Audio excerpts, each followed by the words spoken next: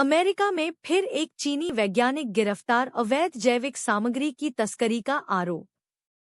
नमस्कार, स्वागत है आपका भारत मार्केट लाइव न्यूज में। आज हम लेकर आए हैं शेयर बाजार की एक बहुत ही महत्वपूर्ण खबर।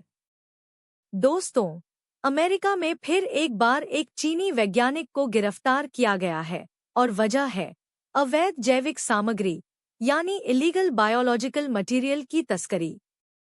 यह मामला सिर्फ अंतर्राष्ट्रीय सुरक्षा से जुड़ा नहीं है, बल्कि इससे अमेरिका और चीन के बीच के शोध सहयोग और विश्वास पर भी सवाल उठ रहे हैं।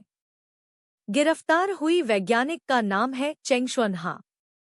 ये चीन के वुहान शहर की Huazhong university of science and technology में पीएचडी कर रही हैं और अमेरिका के यूनिवर्सिटी ऑफ मिशिगन में एक रिसर्च प्रोजेक्ट के लिए पहुंची थी। लेकिन जैसे ही वो डेट्रॉयट एयरपोर्ट पर उतरी, उन्हें एफबीआई ने पकड़ लिया। एफबीआई का कहना है कि हा ने अमेरिका में आने से पहले कुछ जैविक सामग्री यानी वॉर्म्स से जुड़ी रिसर्च सामग्री अमेरिका में भेजी थी, और ये सब बिना किसी सरकारी अनुमति के किया गया था, जो कि अमेरिका के कड़े नियमों के खिलाफ है। थोड़ा रुकते हैं यहाँ। अगर आपको ये जानकारी पसंद आ रही हो तो कृपया हमारे चैनल को सब्सक्राइब करें और वीडियो को लाइक करें।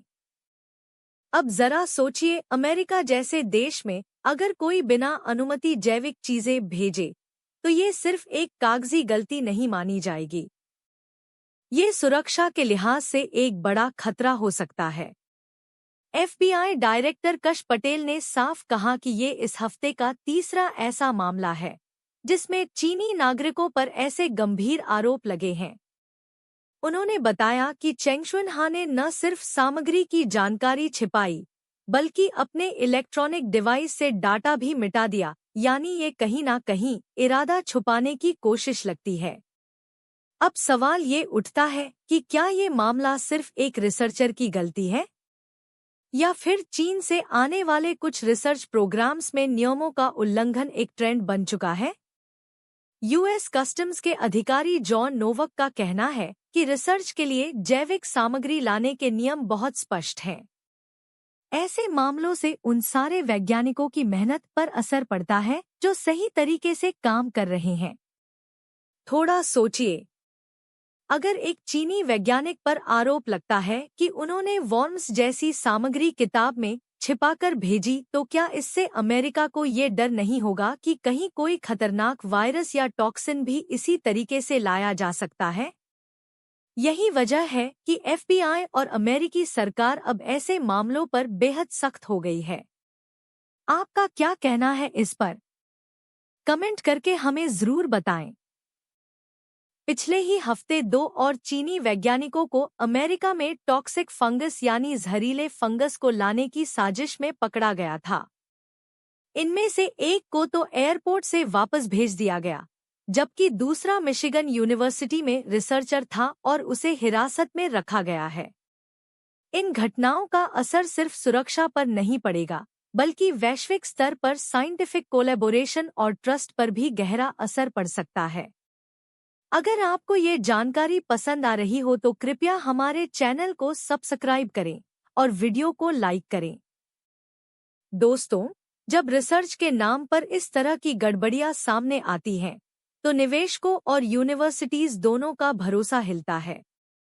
अमेरिका में पहले ही विदेशी संस्थानों को लेकर चिंता बनी हुई है और अब इस तरह के केस, खासकर चीन से जुड़े हुए, उस भरोसे को और कमजोर कर रहे हैं।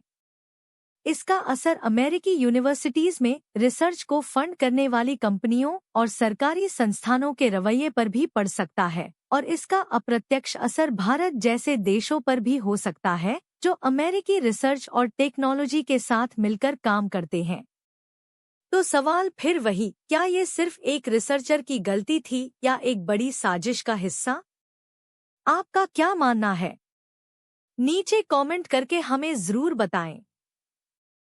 अगर आपको ये खबर उपयोगी लगी हो तो कृपया इस वीडियो को लाइक करें, चैनल को सब्सक्राइब करें और बाजार की ऐसी ही और बड़ी खबरों के लिए जुड़े रहिए। जल्दी ही मिलते हैं एक और बड़ी अपडेट के साथ। धन्यवाद।